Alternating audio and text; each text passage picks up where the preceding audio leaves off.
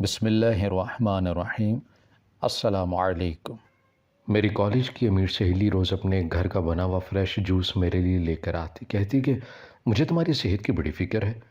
خود وہ cold drink پیتی تھی۔ روز میں کالج کے بعد اس کے گھر جاتی تھی۔ ایک دن اتفاق سے وہ اپنے لیے ویسا ہی جوس لے آئی تو میں نے شرارت کرتے ہوئے دونوں جوس کی بوتلیں بدلتی۔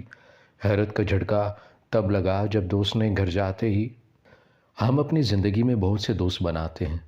کچھ دوست جو ہوتے ہیں وہی نظر آتے ہیں، اور کچھ آستین کے سانپ ہوتے ہیں جن کا پتہ ہمیں بہت دیر بعد چلتا ہے۔ تب سوائے پچھتاوے کے ہمارے ہاتھ کچھ نہیں آتا۔ کچھ ایسی ہی کہانی میری ہے۔ میرا نام نمرا ہے۔ میں فیصل آباد کی رہنے والی ہوں۔ ہم 4 بہن بھائی تھے۔ میرے ابو اسکول ٹیچر تھے۔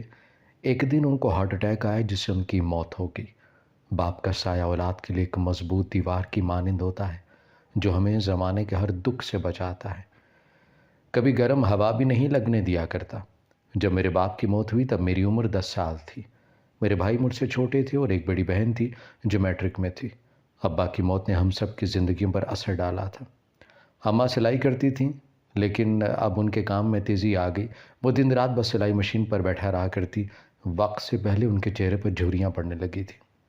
ابو کی پینشن اور اماں کی سلائی سے گھر چلتا۔ ہماری تعلیم پر اماں کا بہت دھیان تھا۔ وہ ہر وقت فکر مند رہتی۔ ہمارا چھوٹا سا 2 کمروں کا گھر تھا جس کی حالت کافی خستہ ہو چکی تھی۔ جب بارشیں آتی چھتوں سے پانی ٹپکنے لگتا۔ ساری رات ہم سوتے جاگتے ہی گزار دیا کرتے۔ سب بہن بھائی دل لگا کر پڑھ رہے تھے۔ اماں شام کو ہم سب بہن بھائیوں کو بٹھا کر سمجھایا کرتی، زمانہ بہت خراب ہے، خود کو بچا کر چلنا۔ آج پڑھ لکھ لوگے کل کو تمہارے کام آئے گا، ورنہ دھکے کھاتے پھرو گے۔ تم لوگوں کے باپ کی جو زمین بنتی تھی اس پر بھی تمہارے تایا اور پھپھی نے قبضہ کر لیا ہے۔ ہمارے پاس بس یہی چھوٹا سا گھر ہے۔ اپنی خواہشات کو لگام ڈال کے رکھنا تاکہ کبھی کسی کے آگے سر نہ جھکانا پڑے۔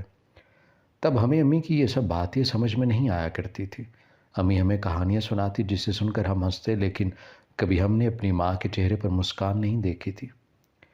کوئی شادی ہوتی یا تقریب، امی ہمیشہ سادہ سے کپڑوں میں نظر آتی۔ ان کے چہروں پر اب سختی آ گئی تھی۔ ہمارے معاملے میں وہ مزید سخت ہو چکی تھی۔ آپ ہی نے آگے پڑھنا چھوڑ دیا اور اماں نے بھی کہا کہ نہیں پڑھنا تو شادی کرو اور اپنے گھر کی ہو جاؤ۔ آپ ہی نے پھر اماں کی دھمکی سے پڑھائی شروع کر دی۔ میں اپنے گھر کی ہونہار لڑکی تھی۔ میری ذہانت کی مثال ہمارے محلے والے بھی دیا کرتے تھے۔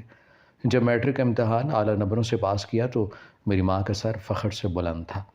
اب میں اور آپ ہی مل کر بچوں کو ٹیوشن بھی دیتے، بھائیوں کو بھی پڑھاتے۔ اماں کا بوجھ کافی کم ہو گیا تھا۔ اماں نے ایک اچھے کالج میں میرا ایڈمیشن کروایا تھا۔ میں بہت خاموش طبیعت کی لڑکی تھی۔ کسی سے جاتے ہی دوستی کر لینا میری فطرت کا حصہ نہیں تھا۔ میں سائنس کے ساتھ پڑھ رہی تھی، اپنی کلاس کی ذہین طالبہ تھی۔ جب میری دوستی مائرہ سے ہوئی، وہ ایک امیر گھر کی لڑکی تھی۔ اس کا رہن سہن سب ہم لوگوں سے مختلف تھا۔ اسے پڑھائی میں مدد چاہیے ہوتی یا کبھی کوئی کام ہوتا تو میں کرتی، جس سے آہستہ آہستہ ہماری دوستی مزید ہوتی گئی۔ وہ میرے لیے آئے دن تحائف لے کر آتی جس کو لینے سے انکار کر دیتی۔ اس کو بتاتی کہ میری امی بہت سخت طبیعت کی ہے، میری عمر کا بھی لحاظ نہیں کریں گی، مجھے ماریں گی۔ اس نے کہا کہ پاگل، اب ہر بات ماں باپ کی تھوڑی بتائی نہ جاتی ہے۔ اتنی چاہت سے تمہارے لیے یہ ڈریس لے کر آئی تھی، ایسا کرو کہ چھپا کر رکھ لو، کبھی کہہ دینا کہ اپنی پاکٹ منی سے لیا ہے۔ انکار کے باوجود وہ سوٹ کو میرے بیگ میں ڈال کر چلی گئی تھی۔ میں جب گھر پہنچی تو پتہ نہیں کہ میرا سر جھکا ہوا تھا۔ امی سامنے چارپائی پر بیٹھی بٹن ٹانگ رہی تھی۔ مجھے دیکھتے آگے بڑھی، بیگ تھاما۔ میرا دل دھڑک رہا تھا کہیں امی دیکھ نہ لیں، پر امی نے کمرے میں جا کر بیگ رکھ دیا اور کھانا لے کر آئیں۔ امی نے آج میری پسند کا کھانا بنایا ہوا تھا، پر اپنی ماں کے سامنے پہلی بار کھانا نہیں کھا رہی تھی میں۔ امی میرے چہرے کو دیکھتی رہی، پھر بولی کہ نمرا، جانتی ہو جب تم چھوٹی تھی تو اپنی بہن کی یا بھائی کی چیز چھپا لیتی تھی، تب تم مجھ سے نظریں نہیں ملا پاتی تھی اور میں جان جاتی تھی تم چور ہو۔ میں نے امی کا ہاتھ پکڑ لیا اور ان سے کہا کہ آپ مجھے کچھ کہیں گی تو نہیں؟ امی نے کہا کہ پہلے کبھی بچپن میں کچھ کہا تھا جو اب کہوں گی؟ امی کی بات سن کر ان کو یاد دلایا کہ آپ مجھے مارتی بہت تھی۔ امی ہنسنے لگی۔ آج امی بڑے عرصے بعد ہنسی تھی۔ ان سے کہا کہ میری دوست ہے، اس نے مجھے تحفہ دیا ہے۔ وہ سوٹ امی کے آگے کر دیا۔ امی نے اس کو دیکھا تو کہنے لگی کہ رکھ لو، دوست تحفہ دیں تو انکار نہیں کرتے، پر کوشش کرنا کہ آگے سے اس سے کچھ مت لینا۔ ہم غریب لوگ ہیں، ہماری اور ان کی زندگی میں بہت فرق ہے۔ ویسے بھی میں چاہتی ہوں کہ میری بیٹی یہ سب چھوڑ کر ڈاکٹر بنے۔ جب میں بالکل بوڑھی ہو جاؤں تو میری بیٹی میرا علاج کرے اور میں فخر سے سب سے کہوں کہ یہ میری بیٹی ہے۔ امی کی باتیں مجھے عجیب قسم کی انرجی دیا کرتی تھی، جس سے میرے پڑھائی کی سپیڈ مزید تیز ہو جایا کرتی۔ میں آدھی آدھی رات تک پڑھتی، سب سے پہلے اٹھا کرتی، میں اپنا آپ بھول چکی تھی۔ وہ سوٹ میں نے ویسے ہی رکھ دیا تھا، میرا مقصد پڑھنا تھا۔ وہ سوٹ کئی سال یوں ہی پڑھا رہا۔ جب آپی کی شادی ہوئی اس دن پہنا تھا۔ میں نہ چاہتے ہوئے بھی ماہرہ سے دوستی نہیں ختم کر پائی تھی۔ اس کی زبان میں الگ قسم کی مٹھاس تھی جو انسان کو اپنا گرویدہ بنا لیتی۔ جب آپی کی شادی ہوئی وہ بھی آئی تھی، لیکن جلد ہی چلے گئی۔ اس نے کہا کہ اسے اتنے چھوٹے گھر میں الجھن ہوتی ہے، دم گھٹ رہا ہے۔ شکر ہے امی نے یہ بات نہیں سن لی۔ ہمارے گھر کی پہلی شادی تھی اور آپی بیاہ کر ماموں کے گھر جا رہی تھی۔ جتنی حیثیت تھی اتنا جہیز دے دیا تھا، پر ممانی نے کہا کہ یہ بھی بہت ہے۔ میری ممانی بہت اچھی تھی، انہوں نے ہمیشہ ہمارا ساتھ دیا تھا۔ ہماری پھوپھو شادی میں نہیں آئی تھیں، وہ چاہتی تھی کہ آپی کا رشتہ انہیں دیں۔ ان کا بیٹا بیمار رہتا اور وہ کوئی کام کاج بھی نہیں کرتا تھا۔ پھوپھو روز کچھ نہ کچھ میٹھا بنا کر بھیجا کرتی تھی، کبھی مختلف اقسام کی خوشبو ہمیں دیتی تھی۔ وہ جو دیتی امی انہیں پھینک دیتی۔ ہمیں کہتی کہ مجھے اس عورت پر ذرا یقین نہیں ہے۔ ایک دن پھوپھو کی بیٹی نے کہا کہ انہیں میرے آپی کی شادی میں جو سوٹ پہنا تھا وہ چاہیے، کالج میں فنکشن ہے، پہننا ہے۔ میں نے اٹھا کر دے دیا اور 5-6 دن بعد دینے آئی تو امی نے پکڑ کر وہ ایک غریب لڑکی کو دے دیا۔ مجھے تو رونا آ رہا تھا، کتنا خوبصورت سوٹ تھا۔ مجھے امی کی سمجھ نہیں آتی تھی وہ ایسا کیوں کرتی۔ کبھی پوچھنے بیٹھ جاتی تو امی کہتی کہ میں تمہاری ماں ہوں، تم میری ماں نہ بنو۔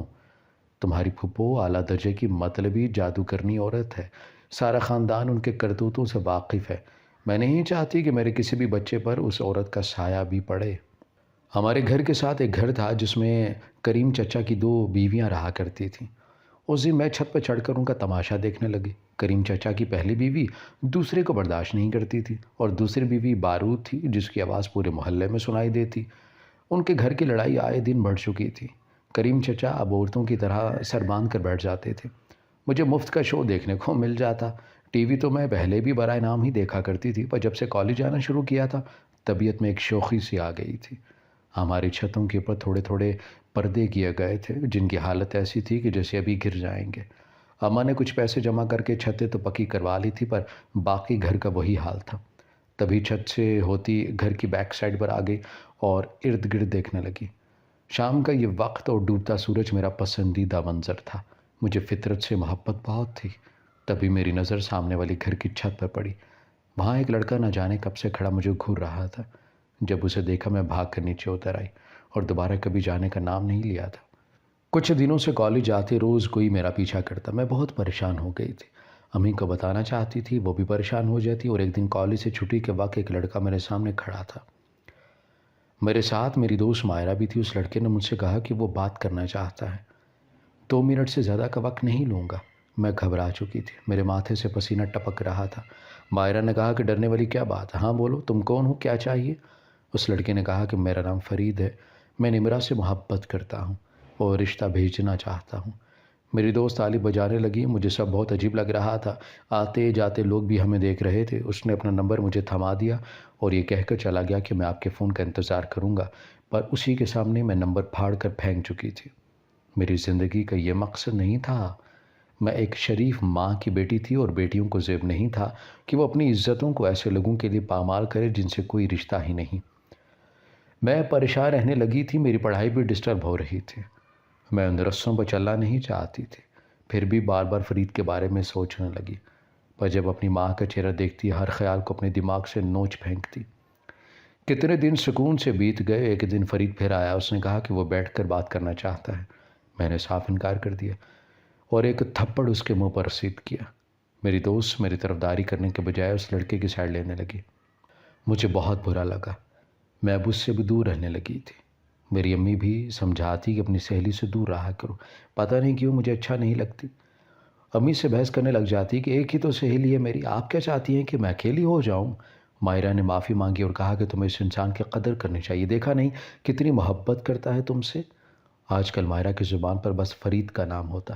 فرید نے پتہ نہیں کیسے میرے بھائی سے دوستی کر لی، ہمارے گھر آنے لگا اور دیکھتے ہی دیکھتے امی بھی اس کی تعریفیں کرنے لگی۔ فرید امیر گھر کا لڑکا تھا پر اس نے کبھی شو نہیں کیا تھا۔ اس کی مالی حیثیت کیا ہے مجھے بھی یہ بات نہیں پتہ چلا تھا۔ میرے چھوٹے بھائی نے FSC کیا تھا، جاب ڈھونڈ رہا تھا۔ جب اس کی ملاقات فرید سے ہوئی اور دونوں دوست بن گئے۔ فرید کی مدد سے بھائی کو جاب ملی تھی، جبکہ صرف ایف ایس سی کرنے والے کو کوئی جاب نہیں کوئی دیتا۔ امی کہتی کہ یہ بھی فرید کا احسان ہے۔ اس کی تعریفیں سن سن کر میں بھی نہ چاہتے ہوئے فرید کے بارے میں سوچنے لگی، اور آہستہ آہستہ ہماری بات چیت ہونے لگی اور پسند محبت میں بدل گئی۔ ہمارے کالج موبائل لے کر جانے کی اجازت نہیں تھی، پر جب سے محبت میں پڑی تھی موبائل چھپا کر لے جاتی، فری پیریڈ میں فرید سے بات ہی کرتی۔ میں پڑھائی بھول چکی تھی، محبت واقع انسان کو نکما بنا دیتی ہے۔ اب میں امی سے بھی باتیں چھپانے لگی، پر کہتے ہیں کہ ماؤں سے کچھ نہیں چھپتا۔ ایک دن امی نے کہا کہ یہ عمر ایسی ہوتی ہے، انسان خواب دیکھنے لگتا ہے۔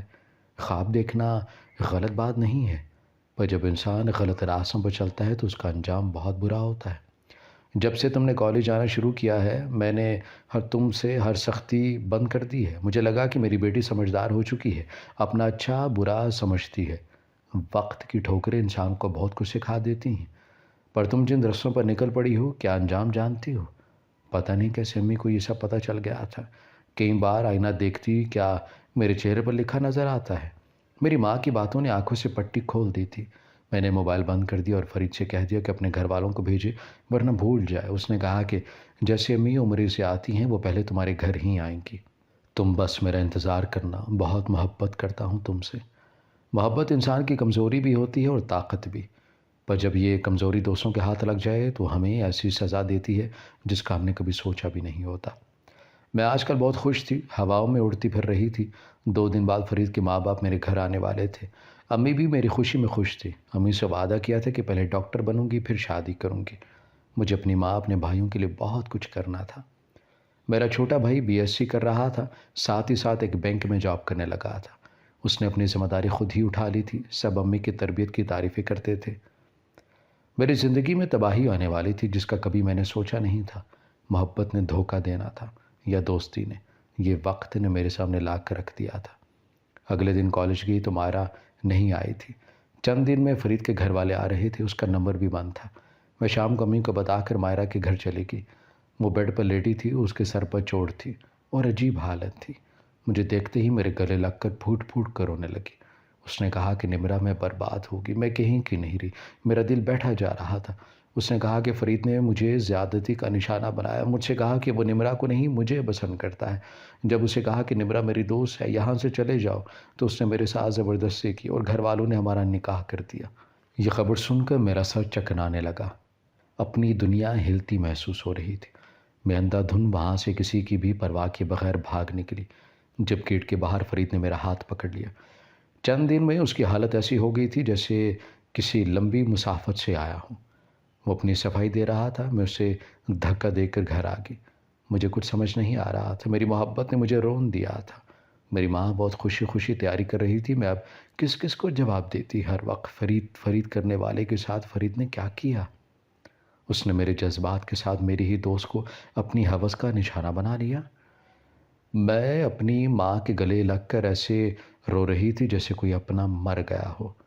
محبت انسان کو اندرونی موت مارتی ہے، ہم سے ہمارے خواب، خوشیاں، احساسات سب چھین لیتی ہے، ہمیں ایک اذیت دیتی ہے جس میں ہم ساری عمر اندر ہی اندر جلتے رہتے ہیں۔ مجھے محبت راس نہیں آئی تھی، میں ہر مقام پر جیتنے والی اپنے نصیبوں سے ہار گئی تھی۔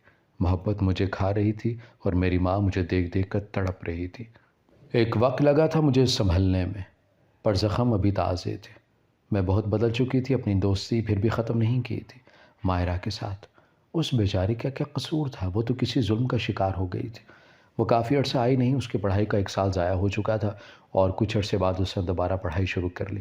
وہ بہت بدل چکی تھی، خوش نظر آتی اور روز اپنے گھر کا بنا ہوا فریش جوس میرے لیے لے کر آتی۔ کہتی کہ مجھے تمہاری صحت کی بڑی فکر ہے۔ وہ خود کولڈ ڈرنک پیا کرتی تھی۔ وقت کے ساتھ ساتھ ہماری دوستی بھی بہت گہری ہو چکی تھی۔ کبھی وہ ہمارے گھر آ جاتی، کبھی میں اس کے گھر چلی جاتی۔ اس کی شادی پر نہیں آ سکی تھی، وہ بھی کالج میں تھی اور میں یونیورسٹی پہنچ چکی تھی، مگر پھر بھی میں اس کے گھر چلی جاتی تھی۔ امی سے بھی اجازت تھی، وہ بھی کچھ نہیں کہتی تھی۔ میں اپنی ماں کا خواب پورا کرنے کے بہت قریب تھی۔ میری دوست 1 سال پیچھے رہ چکی تھی، لیکن ہماری دوستی میں کوئی بھی فرق نہیں پڑا تھا۔ ایک دن میں اس کے گھر ملنے چلی گئی، اتفاق سے وہ اپنے لیے بھی ویسا ہی جوس لائی، تو میں نے شرارت کرتے ہوئے دونوں جوس کی بوتلیں بدل دیں۔ جب وہ کال سن کر واپس آئی تو جوس اٹھا کر ایک ہی گھونٹ میں پی گئی، لیکن حیرت کا جھٹکا تب لگا جب وہ تڑپنے لگی۔ مجھے کچھ بھی سمجھ نہیں آیا۔ میں کمرے سے بھاگی۔ جب سیڑھیوں پر میں نے اس انسان سے ٹکرا کے جس سے اتنی نفرت کرتی تھی کہ میں اس کا نام بھی نہیں سننا چاہتی تھی، وہ میری سہیلی کا شوہر تھا۔ اس نے مجھے بھوکھلایا ہوا دیکھا تو پوچھا کہ نمرا سب ٹھیک ہے؟ مجھے تو اس وقت اپنی سہیلی کی فکر تھی۔ میں کمرے کی جانب اشارہ کرنے لگی۔ جیسے ہی کمرے میں واپس آئی وہ تڑپ رہی تھی، اس کے منہ سے جھاگ نکل رہی تھی۔ اس کا شوہر اس کو لے کر ہاسپٹل بھاگا تھا، پر پتہ نہیں کیوں میری سہیلی کے شوہر کے چہرے پر اس کی تکلیف کے کوئی آثار نہیں تھے۔ ڈاکٹر نے بتایا کہ انہوں نے کوئی دوائی اوور ڈوز لی ہے، لیکن اب وہ خطرے سے باہر ہیں۔ اس کی ماں باپ سب آ گئے تھے۔ مجھے ڈر لگ رہا تھا کہ کہیں میرا نام نہ لگا دیں، لیکن حیرت تھی کہ اس جوس میں ایسا کیا ملایا تھا جس سے وہ ایسی ہوگی۔ پولیس نے چھان بین کی اور اس وقت موجود نوکرانی کو پکڑ لیا۔ اس نے جو سچ بتایا اسے سن کر سب اپنی جگہ سن ہو چکے تھے، کوئی بھی ہل نہیں پا رہا تھا۔ اس نے بتایا کہ جب آج سے 2 سال پہلے فرید نمرا باجی کا پیچھا کرنے لگے، ان سے محبت کرتے تھے، ان کی بات چیت ہونے لگی، وہ بہت جلد شادی کرنے والے تھے۔ جس دن فرید بھائی نے اپنے گھر والوں کو نمرا باجی کے گھر بھیجنا تھا، تب چھوٹی بیوی ماہرہ نے فرید بھائی کو میرے ہاتھ پیغام بھیجا کہ نمرا باجی ان سے کچھ بات کرنا چاہتی ہیں، لیکن وہ سب کے سامنے نہیں مل سکتی، اسی لیے رات 11 بجے ماہرہ بیوی کے کمرے میں آ جائیں۔ فرید بھائی کچھ نہیں جانتے تھے۔ میں ان کو رات کمرے میں چھوڑ آئی۔ فرید بھائی نے جوس پیا، اس میں نشاور ادویات تھی، جس سے رات وہ ماہرہ بیوی کے کمرے میں سو گئے، اور صبح جب ان کی آنکھ کھلی تو چھوٹی بیوی دیوار کے ساتھ لگی رو رہی تھی۔ فرید بھائی کچھ نہیں سمجھ پائے۔ جیسے ہی وہ جانے لگے تو چھوٹی بیوی یعنی کہ ماہرہ بیوی نے کہا کہ رات وہ ان کی اپنی ہوس کا نشانہ بنا چکے ہیں، اور انہوں نے شور ڈال دیا۔ تبھی چھوٹی بیوی کے گھر والوں نے فرید بھائی پہ کیس کرنے کا کہا اور ان کے گھر والوں کو بھی بلا لیا۔ ان کے سامنے مجھ سے گواہی لی کہ میں نے جھوٹی گواہی دی کہ فرید بھائی خود کمرے میں گئے اور دروازہ بند کر لیا، اور دروازہ پیٹتی رہی چھوٹی بیوی، پر انہوں نے دروازہ نہیں کھولا۔ سچائی کوئی بھی نہیں جانتا تھا۔ انہوں نے سب نمرا باجی اور فرید بھائی کو الگ کرنے کا منصوبہ بنایا تھا۔ چھوٹی بیوی سے کبھی نمرا باجی کی کامیابی برداشت نہیں ہوئی۔ فرید بھائی کو لے کر اب بھی ان کا یہی حال ہے۔ دن رات وہ حسد کی آگ میں جلتی، مجھ سے جوس میں دوائی مکس کرواتی رہی جس سے نمرا باجی بانجھ ہو سکتی تھی، لیکن میں نے کبھی وہ دوائی مکس نہیں کی تھی۔ میری بیٹی کا نام بھی نمرا تھا۔ میں ڈر گئی تھی کہ کل جب چھوٹی بیوی نے مجھے کل دوائی کی شیشی دی اور کہا کہ اس کو جوس میں ملا کر لے آؤ، وہ میں نے دونوں جوس میں ملاتی، پر نمرا باجی کے پینے سے پہلے وہ جوس چھوٹی بیوی پی کے۔ میں ان کے ہر راز کی گواہ ہوں۔ مجھ سے گناہ کرواتی رہیں۔ جب ان کی شادی کو کافی عرصہ ہو گیا تو وہ کسی سے بات کر رہی تھی۔ وہ بانجھ ہیں اور وہ کبھی نمرا باجی کو آگے بڑھتا نہیں دیکھ سکتی۔ میں اب ان کا ساتھ نہیں دے سکتی تھی، اس لیے میں نے ساری دوائی ڈال دی تھی۔ وہ معافیا مانگ رہی تھی اور سب اس کو ایسے دیکھ رہے تھے جیسے اس نے سب کو پتھر کا بنا دیا۔ میں روتے ہوئے وہاں سے بھاگ آئی تھی۔ میری دوست جس کے ساتھ میں مخلص رہی، اس کے سوا کسی سے دوستی نہیں کی، وہی آستین کا سانپ نکلی۔ وہ مجھے کہہ دیتی کہ اسے فرید سے شادی کرنی ہے، میں درمیان سے ہٹ جاتی۔ مجھے اپنے پیچھے فرید کی آوازیں آ رہی تھی، وہ مجھے پکار رہا تھا۔ میں پاگلوں کی طرح تیز بھاگ رہی تھی۔ اپنی ماں کی یاد آ رہی تھی۔ کبھی کسی انسان پر اتنا اعتبار نہیں کرنا چاہیے کہ وہ آپ کو توڑ دے، آپ کے ساتھ کھیل جائے۔ رشتے کوئی بھی ہوں اسے اس کی حد میں رکھنا چاہیے۔ میں ایک بار پھر سے ٹوٹ گئی تھی۔ اتنے سال اپنی محبت کو بے وفا سمجھتی رہی اور دوستی پر مان کرتی رہی، پر میں تو جانتی نہیں تھی کہ لوگ میری سادگی کا، میری مخلصی کا فائدہ اٹھا رہے ہیں۔ فرید بھاگتا ہوا میرے برابر پہنچا تھا، میرا رسا روکے کھڑا تھا۔ فرید نے کہا کہ نمرا میری محبت جھوٹی نہیں تھی، پر تم نے اپنی دوست کا یقین کیا، مجھے چھوڑ دیا۔ میں آج بھی تم سے محبت کرتا ہوں، تمہارا انتظار آخری سانس تک کروں گا۔ میں نے اسے جانے نہیں دیا تھا، اس کا ہاتھ پکڑ لیا تھا۔ میں ڈاکٹر بن گئی تھی، اپنی ماں کا خواب پورا کیا تھا۔ میری فرید سے شادی ہوئے 3 سال ہو چکے ہیں۔ ہمارا ایک بیٹا ہے، پر دوستی کے نام پر جو کھیل کھیلا گیا، مجھے دوستی لفظ سے نفرت ہو گئی تھی۔ پر میری امی کہتی ہیں کہ دوستی ایک بہت خوبصورت رشتہ ہوتا ہے۔ کسی ایک انسان کی غلط ہونے سے باقی انسان بھی غلط نہیں ہوتے۔ ہمیشہ آگے بڑھ جانا چاہیے، زندگی میں نئے آنے والے رشتوں کو دل سے ویلکم کرنا چاہیے۔ میں اپنے شوہر کے ساتھ بہت خوش ہوں۔ میری سہیلی کو جب فرید نے طلاق دی تھی، اس سے اپنی توہین برداشت نہیں ہوئی۔ ہماری شادی کا سن کر بہت غصے میں گھر سے نکلی تھی، پر اس کا کار ایکسیڈنٹ ہو گیا۔ سر پر چوٹ لگنے کی وجہ سے وہ اپنے ہوش کھو بیٹھی، پاگل ہو گئی تھی۔ آج بھی وہ شہر کی سڑکوں پر پھرتی نظر آتی ہے۔ ہماری ویڈیو اگر آپ کو پسند آئی ہے تو ضرور لائک کیجیے، اپنی رائے دینا چاہیں تو کمنٹس کیجیے، اچھی لگے تو شیئر کیجیے۔ اس کے ساتھ ساتھ اگر آپ نے ہمارا چینل سبسکرائب نہیں کیا تو ضرور کیجیے اور بیل آئیکن پر لازمی کلک کیجئے تاکہ ہماری ہر آنے والی ویڈیو آپ تک بر وقت پہنچ سکے۔